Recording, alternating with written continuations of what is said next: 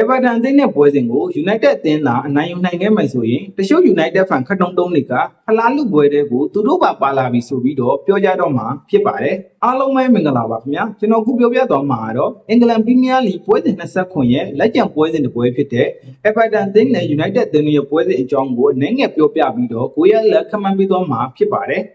ဒီနှစ်သင်းရဲ့ပထမကြောရလက်ကတော့ Everton သင်းက United သင်းရဲ့အိမ်ကွင်းမှာ 0-1 ဆိုတဲ့ရလက်နဲ့နိုင်ပွဲရရှိအောင်ဆွမ်းဆောင်ထားနိုင်တာတော့ဖြစ်ပါတယ်။သို့ပေမဲ့လည်းလက်ရှိချိန်မှာ United သင်းကတစ်ချိန်က United မဟုတ်ဘဲနဲ့ပုံစံကောင်းတွေပြသနေတာဖြစ်လို့ Everton သင်းနေနဲ့ United သင်းကိုအိမ်ကွင်းမှာခက်ခဲနဲ့အခန့်ကစားမှာဖြစ်ပါတယ်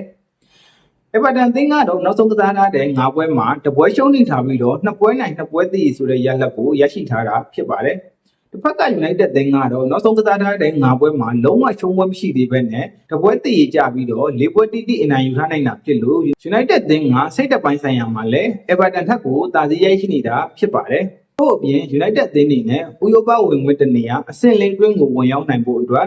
ပြိုင်ဘက်အသင်းတွေဖြစ်တဲ့ Chelsea သင်းနဲ့ Liverpool သင်းတို့နဲ့အတူဘွဲရောအနေထားနဲ့ရမှတ်တူနဲ့ရှိနေတာကြောင့်ဒီပွဲအသင်းကိုသာအနိုင်ယူနိုင်မယ်ဆိုရင်တော့3မှတ်အသာနဲ့တခြားသင်းတွေထက်ခေါင်းတစ်လုံးသာစီရရှိနေမှာဖြစ်ပါတယ်။ဒါကြောင့်မလို့ကျွန်တော်အနေနဲ့ကတော့ Michael Carrick ရဲ့ United အသင်းကပဲ Everton သင်းရဲ့အိမ်ကွင်းမှာရရှိလာတဲ့အခွင့်အရေးကိုအကောင်းဆုံးသုံးချပြီးတော့ 1-2 ဆိုတဲ့ရလက်လောက်နဲ့နိုင်ပွဲတစ်ပွဲရရှိသွားလိမ့်မယ်လို့ခန့်မှန်းပေးလိုက်ရပါတယ်။အားလုံးကိုကျေးဇူးတင်ပါတယ်ခင်ဗျာ။